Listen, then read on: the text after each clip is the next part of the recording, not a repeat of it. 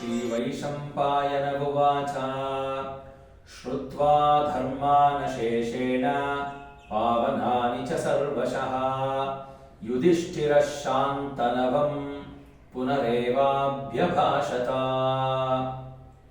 ವೈಶಂಪಾಯನರು ವೇದವ್ಯಾಸರ ಶಿಷ್ಯರು.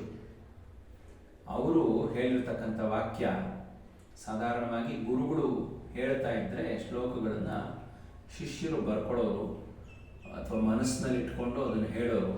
ಅದಕ್ಕೋಸ್ಕರ ಇಲ್ಲಿ ವೈಶಂಪಾಯನರ ವಿಚಾರ ಬರುತ್ತೆ. ಸರಿ, ಇಂಥ ವೈಶಂಪಾಯನರು ಹೀಗೆ ಹೇಳ್ತಾರೆ. ಏನು ವಿಷ್ಣು ಸಹಸ್ರನಾಮದ ಪೂರ್ವ ಪೀಠಿಕೆಯಲ್ಲಿ ಹೇಗೆ ವಿಷ್ಣು ಸಹಸ್ರನಾಮದ ಪ್ರಾರಂಭ ಹೇಗಾಯಿತು ಅಂತ. ಯಾವೊಬ್ಬ ಯುಧಿಷ್ಠಿರ ಯುದ್ಧವನ್ನು ಗೆದ್ದು ಭೀಷ್ಮರು ಶರಶಯ್ಯೆಯಲ್ಲಿದ್ದಾಗ ಕೃಷ್ಣನಿಂದ ಪ್ರೇರಿತನಾಗಿ ಅವರಲ್ಲಿ ಧರ್ಮವನ್ನು ತಿಳ್ಕೊಳ್ಳೋದಕ್ಕೋಸ್ಕರ ಬಂದಿದ್ದ. ಅವನ ಮನಸ್ಸು ಬಹಳ ಖೇದಕರವಾಗಿತ್ತು, ದುಃಖದ ಆಗರದಲ್ಲಿ ಮುಳುಗಿತ್ತು. ಈ ಸಂದರ್ಭದಲ್ಲಿ ಅನೇಕ ವಿಧವಾದ ಧರ್ಮಶಾಸ್ತ್ರಗಳನ್ನು ಭೀಷ್ಮರು ಆ ಯುಧಿಷ್ಠಿರನಿಗೆ ಹೇಳ್ತಾರೆ. ಧರ್ಮದ ಸೂಕ್ಷ್ಮ ವಿಚಾರಗಳನ್ನು ಹೇಳ್ತಾರೆ.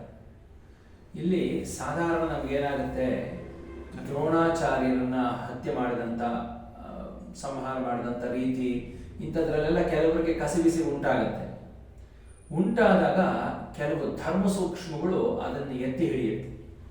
ಯಾವುದಾದ್ರೂ ಒಂದು ಮೇರು ತುಲ್ಯವಾಗಿರ್ತಕ್ಕಂಥ ಧರ್ಮವನ್ನು ಸಾಧನೆ ಮಾಡಬೇಕಾದಾಗ ಕೆಲವು ಅಲ್ಪ ಸ್ವಲ್ಪ ವ್ಯತ್ಯಾಸ ದಾರಿಯಲ್ಲಿ ಮಾಡಬೇಕಾಗತ್ತೆ.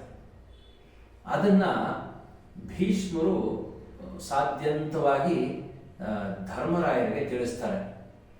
ಹೀಗೆ ಅವರಿಂದ ಧರ್ಮವನ್ನು ಕೇಳಿರ್ತಕ್ಕಂಥ ಧರ್ಮರಾಯ ಮನಸ್ಸಿಗೆ ಹೊಸದಾದ ಶಾಂತಿಯನ್ನು ತಂದುಕೊಂಡು. ಯಾಕೆ ಹೊಸದಾದ ಶಾಂತಿ ಅಂತಂದ್ರು ಅಂದರೆ, ಯುಧಿಷ್ಠಿರು ಸದಾ ಶಾಂತ ಪಕ್ಷದಲ್ಲಿದ್ದಂಥವ್ರು. ಅವ್ರನ್ನ ಎಲ್ಲಾದರೂ ಹೇಳಬೇಕಾದ್ರೂ ಧೀರ ಶಾಂತ ನಾಯಕ ಅಂತಾನೆ ಕರೀತಕ್ಕಂಥದ್ದು. ಹಾಗಾಗಿ ಮನಸ್ಸಿನಲ್ಲಿ ಸದಾ ಶಾಂತಿಯನ್ನು ತುಂಬಿಕೊಂಡಿದ್ದವರು ತಮ್ಮ ಬಂಧುಗಳು, ಬಳಗದವರು, ವೀರರು, ಜ್ಞಾನಿಗಳು ಯಾವಾಗ ಸಾವನ್ನಪ್ಪಿದ್ರು ಒಬ್ಬ ಯೋಗ್ಯನಾದ ಮನುಷ್ಯನಿಗೆ ಇನ್ನೊಬ್ಬರು ದುಃಖದಲ್ಲಿ ದುಃಖವನ್ನು ಅನುಭವಿಸ್ತಕ್ಕಂಥ ಒಂದು ಕ್ರಿಯೆ ಇರುತ್ತೆ.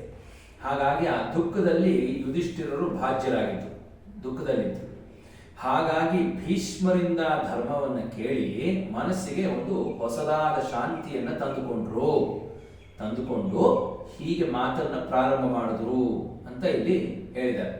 ಅದಕ್ಕೆ ಶ್ರುತ್ವಾ ಧರ್ಮಾನಶೇಷೇಣ ಪಾವನಾನಿ ಚ ಸರ್ವಶಃ ಯುಧಿಷ್ಠಿರ ಶಾಂತನವಂ ಪುನರೇವಾಭ್ಯಭಾಷತ.